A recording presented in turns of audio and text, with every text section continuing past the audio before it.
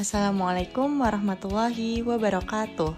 Kami dari kelompok 7 mata kuliah Fisika Biomedis kelas B yang beranggotakan Ahmad Ali Ridho dengan NIM 231110808, Orija Sativa Sauraya dengan NIM 231110807, Hanif Agung Wibiryadi dengan NIM 231110825, Hanifa Aisyah Widiasih dengan NIM 231111026, Faijal Burhani Ulul Fatan dengan NIM 221110847, dan Tereskova Hail Saragi dengan NIM 221110848 yang akan menyampaikan materi tentang fisika radiasi.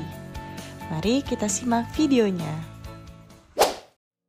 Ketika mendengar kata radiasi, kita mungkin langsung membayangkan ledakan dahsyat atau mutasi mengerikan seperti di film-film. Radiasi juga melibatkan hal-hal sehari-hari seperti pelangi atau teknologi medis seperti sinar X. Jadi, apa sebenarnya radiasi itu dan seberapa besar kita harus mengkhawatirkan dampaknya? Untuk memahami jawabannya, kita perlu tahu bahwa istilah radiasi sebenarnya mencakup dua fenomena ilmiah, yaitu radiasi elektromagnetik dan radiasi nuklir.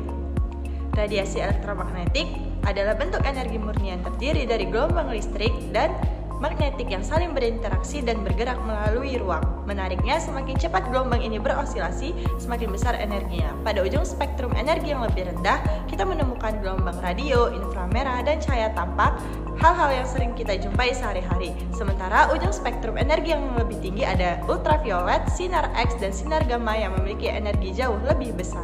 Dalam kehidupan modern, kita sebenarnya sangat bergantung pada radiasi elektromagnetik, baik untuk mengirim maupun menerima informasi. Misalnya, kita bisa mengunduh email ke ponsel melalui gelombang radio lalu membuka gambar hasil cetakan sinar X dan dapat kita lihat karena layar kita memancarkan cahaya tampak atau visible light. Namun, radiasi nuklir adalah cerita yang berbeda. Radiasi ini berasal dari inti atom di mana proton yang bermuatan positif sebenarnya saling tolak-menolak. Untungnya, ada gaya yang disebut gaya nuklir kuat yang menjaga inti atom tetap utuh dengan melawan tolakan tersebut. Meskipun begitu, tidak semua inti atom stabil. Beberapa kombinasi proton dan neutron yang dikenal sebagai isotop bisa saja tidak seimbang dan menjadi radioaktif. Ketidakstabilan ini menyebabkan mereka secara acak melepaskan materi atau energi. Itulah yang kita sebut radiasi nuklir, yang merupakan cara untuk mencapai keadaan yang lebih stabil. Radiasi nuklir sebenarnya berasal dari banyak sumber alami. Salah satunya adalah radon, gas yang merembes keluar dari tanah. Kita juga menggunakan biji radioaktif alami yang telah dimurnikan sebagai bahan bakar untuk membangkit listrik tenaga nuklir. Bahkan sesuatu yang sederhana seperti pisang mengandung sedikit isotop kalium yang bersifat radioaktif. Jadi, jika kita hidup di dunia yang penuh radiasi, bagaimana cara melindungi diri dari efek berbahayanya? Hari pertama yang perlu dipahami adalah bahwa tidak semua radiasi itu berbahaya. Radiasi menjadi beresiko ketika dapat melepaskan elektron dari atom, sebuah proses yang bisa merusak molekul DNA. Proses ini dikenal sebagai radiasi pengion karena atom yang kehilangan atau mendapatkan elektron disebut ion.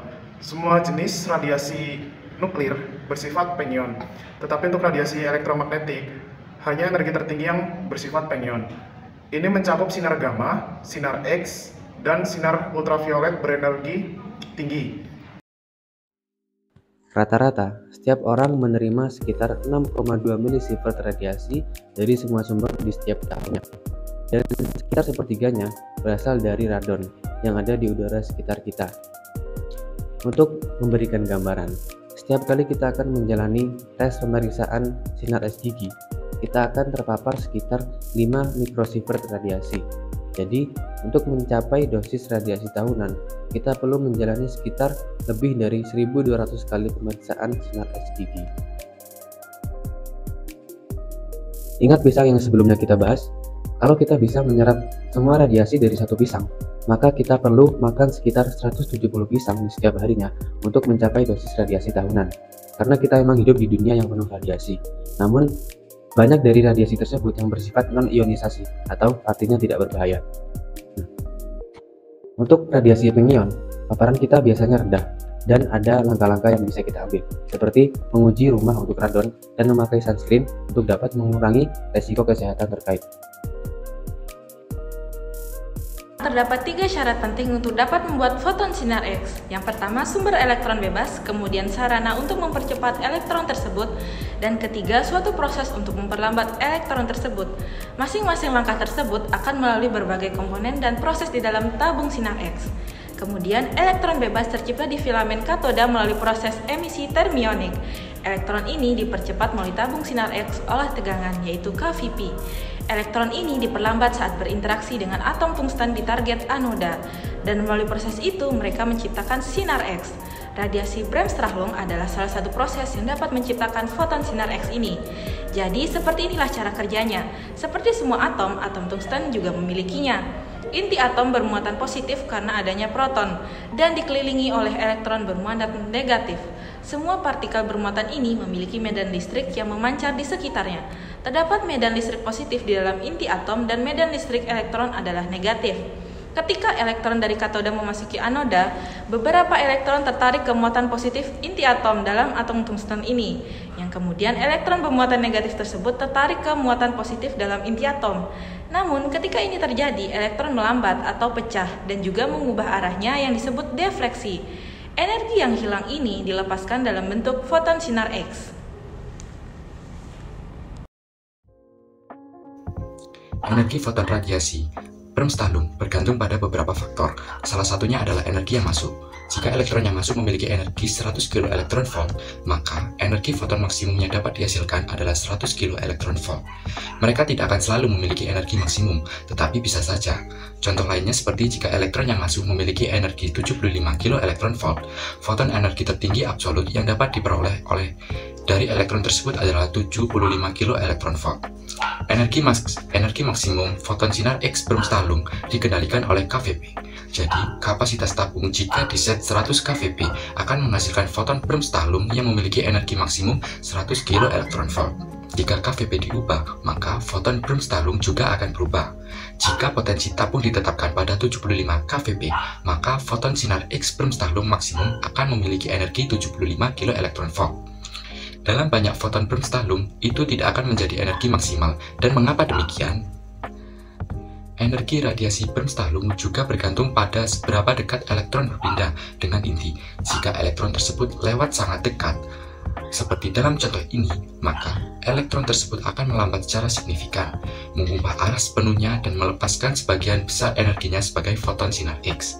Misalnya, jika elektron tersebut mendekat dengan energi 90 kilo elektron volt, elektron tersebut akan melambat hingga hampir nol dan melepaskan foton dengan energi sekitar 90 kilo elektron volt. Namun, elektron-elektron ini tidak selalu lewat sangat dekat dengan inti, misalnya seperti dalam skenario ini. Elektron tersebut lewat pada jarak yang jauh dari inti, dan keadaan akan berubah. Tarik-menarik antara elektron dan inti ini lebih lemah. Elektron sedikit melambat tetapi tidak sepenuhnya. Ia mengubah arah sampai batas tertentu tetapi tidak sepenuhnya. Dan ia hanya melepaskan sebagian energi aslinya, misalnya jika elektron mendekati atom dengan energi 90 kilo elektron volt, tetapi melambat hingga energi 60 kilo elektron volt. Foton yang dihasilkan akan menghasilkan energi 90 kilo elektron volt dikurangi 60 kilo elektron volt, yaitu 30 kilo elektron volt. Kemudian terdapat grafik sinar X yang dihasilkan sumbu X pada berkas sinar X mempunyai energi foton yang berbeda, sedangkan sumbu Y adalah jumlah foton dengan energi tersebut. Jadi bagian tertinggi dari kurva tersebut mewakili energi foton yang paling sering muncul dalam berkas tersebut. Kurva lonceng besar adalah sinar X Bremsstrahlung. Satu kali paparan menghasilkan ratusan juta foton sinar X, dan hampir semua foton ini adalah sinar X Bremsstrahlung. Kurva tersebut pendek di sebelah kiri karena sebagian besar sinar X Bremsstrahlung berenergi rendah telah disaring keluar dari berkas tersebut. Radiasi Bremsstrahlung tercipta saat elektron berenergi tinggi dan katoda berinteraksi dengan inti atom tungsten di target anoda.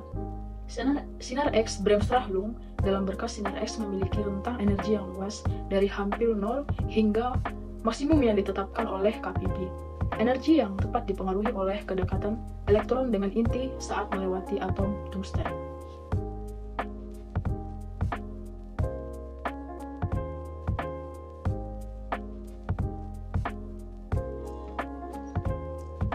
Sekian materi tentang fisika radiasi yang dapat kami sampaikan. Semoga bermanfaat.